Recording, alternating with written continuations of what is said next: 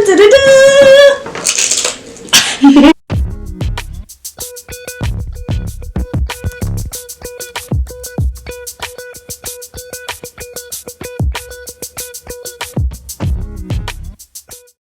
right. Hi, my BBs. Welcome back to the Lit Stoop, Biblio Blue. And today I have a special guest. Hi, y'all. So this is a good friend of mine, also a fellow creator, Dominique, also known as D Creative right here. I don't know, founder of the Intersection Podcast, music aficionado. Yeah, music writer. And also, hello. Speak your truth, let them know. So today we're doing a little Mexican mukbang and book review. So I got my quesadilla right here. What you eat, Dominique? Put it over here. A burrito bowl. Burrito bowl. We got some drinks and salsa. It's about to get cracking. And we're also going to talk about Queenie. So I'm not going to say that this video won't have spoilers because we got to get into it. This is true. That wouldn't even make sense. But for everybody who has not read Queenie yet, the first part of this video will be non-spoilers. So here's the first thing we're gonna start with. The cover is actually what hooked me. Never seen a cover with box braids at the, just like a crown with giant earrings.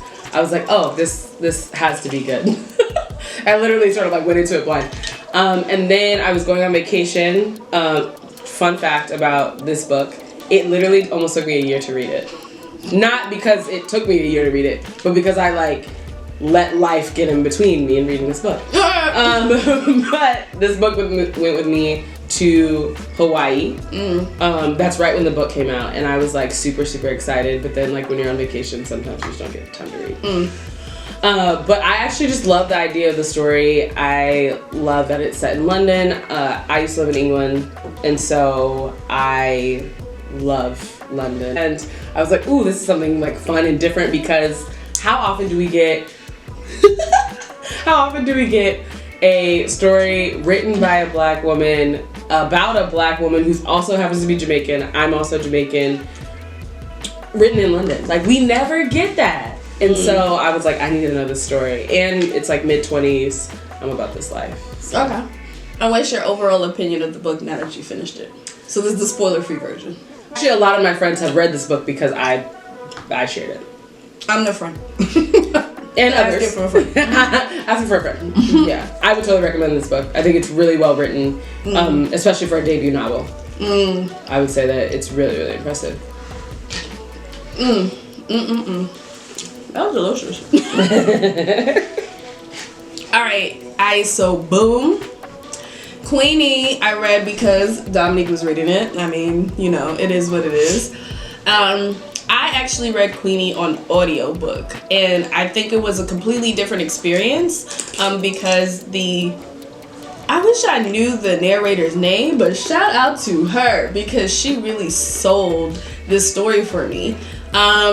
Why did I read it on audiobook? I think that was just the format that it was available to me in at the time. And once it started, I was like, oh, I couldn't actually imagine reading it from the copy, because I think that the black British accent, I think that the Jamaican accents, there's a lot of dialogue in the book. It really came to life with whoever this narrator was for this audiobook. Yeah. She was really giving you different voices for different characters. She was high, low, everything. So that was really incredible for me. And the different types of British accents in general. Because there are white characters in here, and you distinctly can hear the difference between them. Yeah, she really do switch it up. It feels like I'm listening to different characters. Yeah. I knew when she did a certain voice, if she was being this person or that person. Yeah, or if you're from South London or North London. So yeah, that was really incredible. I think overall, because I went into the book blind, it was really incredible. I really enjoyed the book. You should listen. Every time I was reading a part of this book, I was texting you yo, chapter 7? Chapter 7 though, because I feel like I didn't really understand at every moment what was going to happen, but in the best way. Yeah, it left you anticipating ooh, where are we going with this? Yeah. Yeah. Okay. Not in a way that makes you lost, but in a way that's like, yo, this book is actually pretty fire. So I don't know what's about to happen. I don't know if Shorty about to get back with her ex, blah, blah, blah. For those who don't know, spoiler-free version, Queenie is the name of the main character. At the time in which you meet her, she's coming out of a long-term relationship or kind of coming out of it with a white man. So let's start here. Yes. And she's 25. And she's 25. And she's at that kind of like crux of like, I don't want to work at my job no more. Life is crazy. Does my man love me? My friends are all going through their thing. And it gets real confusing. And that's basically where this book takes you, to that little space right after the split between her and Tom. Yeah.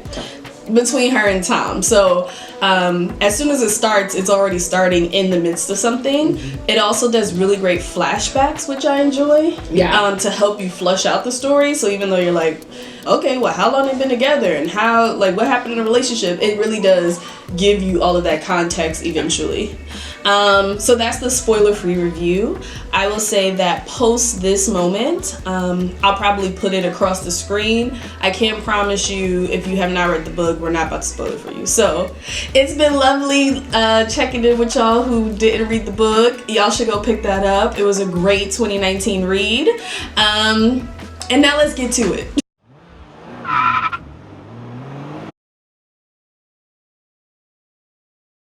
Was a surprising plot to the story. What even? A surprising plot twist. Oh.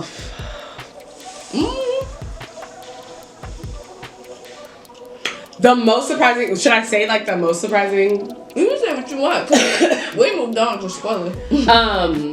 When we find out that Cassandra's dating the guy that Queenie is sleeping with repeatedly. And like we didn't know, and then like it's because Cassandra pulls up for brunch and he's there. Well, here's the thing. Let's give you the whole context. Cassandra's one of Queenie's good friends. We all have a Cassandra though. We all have one. And she is dating this guy. He's so great, but she won't tell nobody who he is, child. She pulls up at Queenie's house. Like I told you, Queenie was being messy, so she's having lots of relations with other men.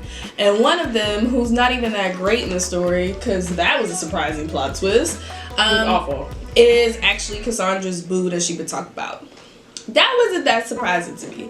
Here was one of the surprising plot twists. After she first sleeps with Cassandra's man, before we know it's Cassandra's man. Is him Greg? I don't remember. He wasn't that significant to me. Inconsequential. I will say that when she goes to the doctor to get her STD testing and finds out that her actual area, because don't flag me, is bruised and like because she's being abused. That was actually also very trippy. Like his whole storyline with her is actually just a hot surprising mess. And I wasn't prepared for any part of it, to be honest. And it's reoccurring. I think that's also what's wild is he is the one that is the reoccurring guy that she's with. I want to talk about the real theme of Queenie. The real theme of Queenie, y'all, is Black mental health matters. Yes, and specifically for Black women. Yes. This is not a story that this is a very much so a story of a Black woman coming of age in in the 2000s, like where we're at, and like having to come to terms with the different parts of what it means to be a Black woman and how that affects that. Like part of that is like mental health and family relationships. Yes, I do think I like the way that Candice kind of like put us into it, because when you start Queenie, it seems like a really like fun novel about relationships and friends, little love story. Yeah, very rom-com, very 2010 rom-com type of situation.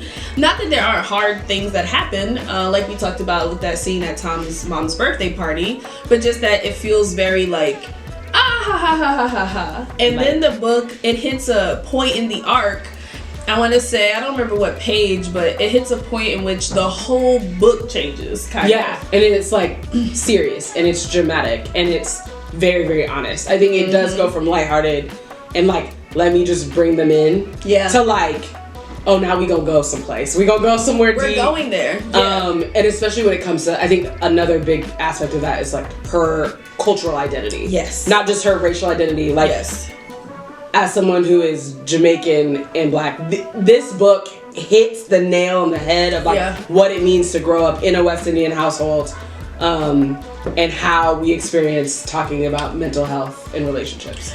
Yeah, because that's the real pivotal shift. It may have started about romantic relationships or maybe job insecurity, just regular things that everyone goes through in the mid-20s.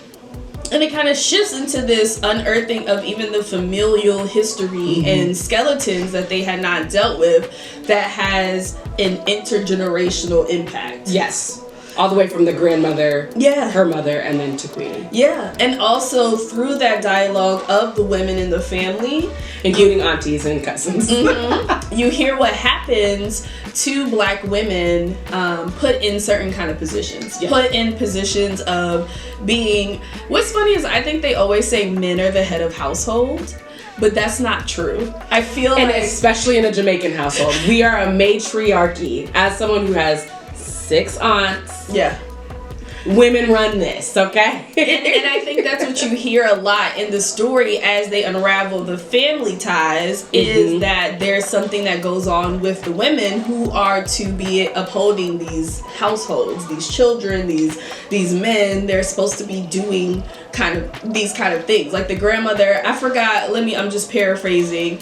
She says something to Queenie like, just something like, you think I haven't been through that? You know what I'm saying? Like, there was a man that I dealt with after your grandfather left me. You know what I mean? And he was the love of my life, and all of these things happened, but I had a decision to make.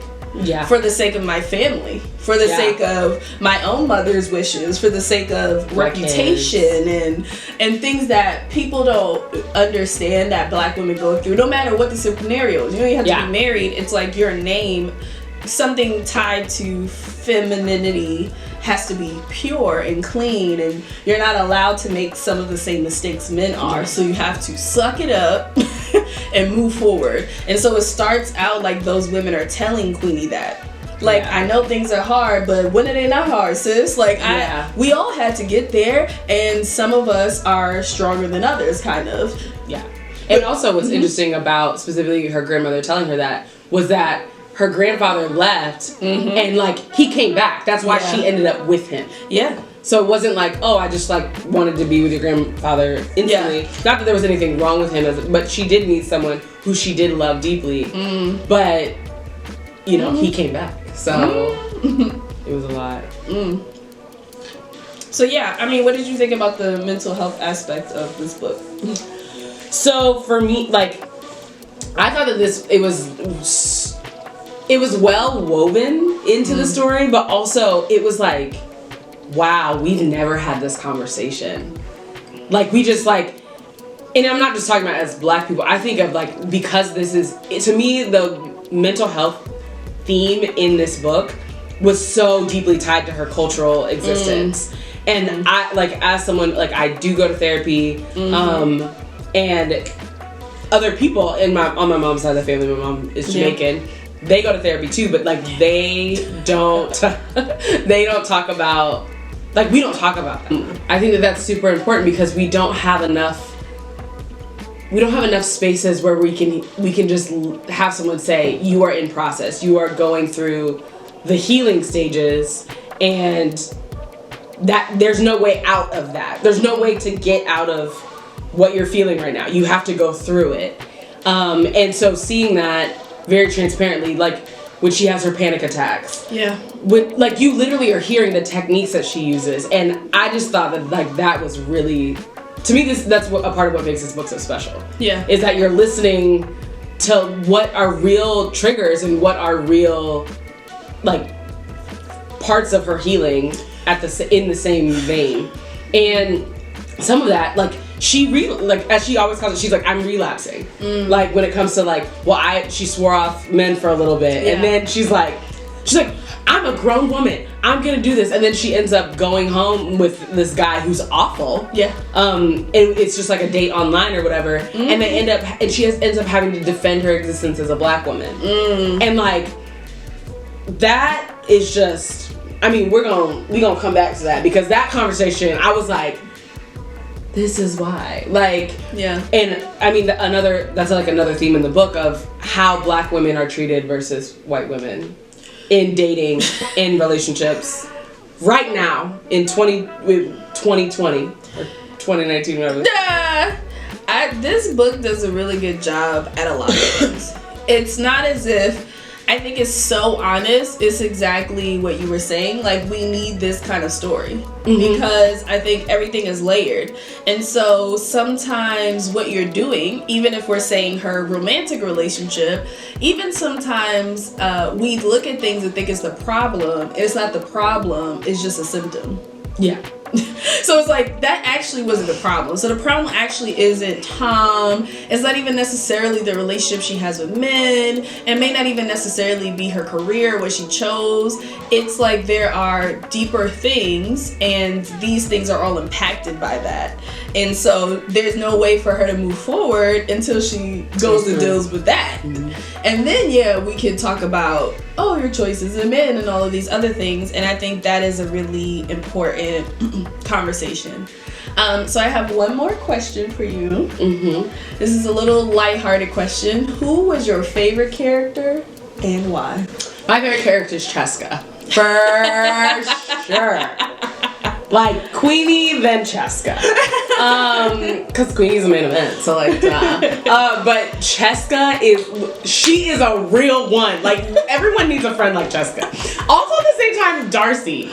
Yeah. Like, they're some G's. Because Darcy, when she comes and she goes to the family meeting and she hugs her super close, even though Queenie doesn't like to be hugged, but she just like starts crying and she's like, first of all, why are you crying, girl? Stop crying. But she's like, I'm just so happy you're getting well. Yeah. And like, you could tell that she deeply cared about Queenie's well-being. Yeah. So I love Darcy for that. But then Cheska, she would hold you down. When old boy was trying to talk to her and she hit him with her purse. Yeah. And then the guy want to start calling. She's like, oh, you gonna call me now? Like, call somebody now? Because you think that we're harassing him when he's been harassing her? She's like, I watched this whole exchange. You need a friend like Cheska. I'm just saying. Also, I mean, clearly Cheska's my favorite character as well. I don't feel as passionately about it because, you know, I might have the itis, but but I think her character is so refreshing, and a lot of that is her transparent honesty. Yeah. She doesn't necessarily, she's not mean, but she's not necessarily so polite. You know what I mean? Like, she gives it to you straight. She's like, Queenie, let me tell you what your problem is. This is the problem. Without it feeling like an attack. Yes. Where that's how she felt about her other friend Cassandra or different other characters in the book. She felt like, you're judging me and I'm going through something. But Cheska was like, no, girl, do your thing. But, you know, A, B, and C. Like, do you know you look a little crazy? Yes. So Cheska is my favorite character. But second to Cheska, Grandma. Grandma was real. Grandma's my favorite character, mostly because she's able to do it all. So Grandma is Grandma. I don't know if y'all have a grandma, but grandmas be like, why your jacket ain't buttoned up? Where's the change from the store that I sent you to the store to get? Why you ain't doing this? So it was like she was on her hard, but at the same time, it was again in that Cheska way. It was again in that, like, I'm doing this because I love you. Yeah. I'm concerned about you laying in bed all day, so I'm saying get up, and I'm saying go out and do things, but really I'm saying that you need to be active, that there's something about you just being in the bed that really actually worries me, and I don't know how to articulate it. And I think that Grandma does come around to be more vulnerable with Queenie, and to respect that they are in different eras, and also different people who share things, like, oh, I understand that, you know what I'm saying? You didn't explain it to me like that. If you explain to me like that, I would realize it was serious. At the same time, I'm gonna come get you when you have a breakdown, but also I'm not gonna come for a second time. Which is like just peak. Just the best. When she was like, I'm not doing this again, so you need to figure it out. Yeah. But not like in a judgmental way, not like, what is this? But really just like, girl, I don't know what's going on, but this ain't gonna keep happening. Yeah. So I really did like Grandma. Yeah, I loved Grandma. Okay, so for the ending of our video, I want you to give kind of like your best 30 to 60 second recommendation of Queenie. Okay, just pull it together. So y'all, D Creative recommends Queenie. Queenie by Candice Carty-Williams is a great book if you're someone who is in your mid-20s trying to figure out life and want to dive in more, but also want like a truly good story. The story has layers, it has family, it has friends, has a little bit of love, a little bit of heartache, and I just truly love and enjoyed this book. Love it! Yeah, well done! Well done! Bravo! Here's Biblio Blue's recommendation of Queenie.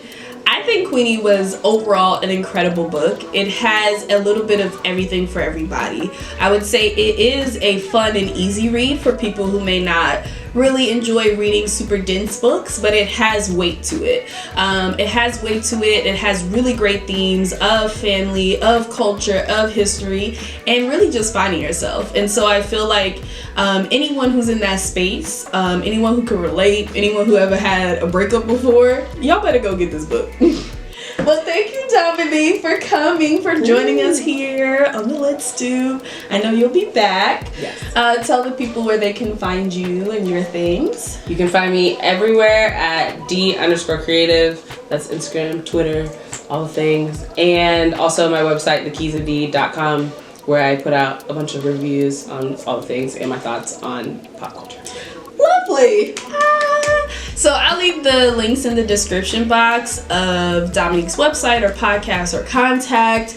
Y'all already know where y'all can find me, The Lit Stoop. You can find me here on YouTube. You can also find me on Instagram at The Lit Stoop, on Twitter at Stoop Lit. We working on it, y'all. And yeah, thanks for joining us. Peace out.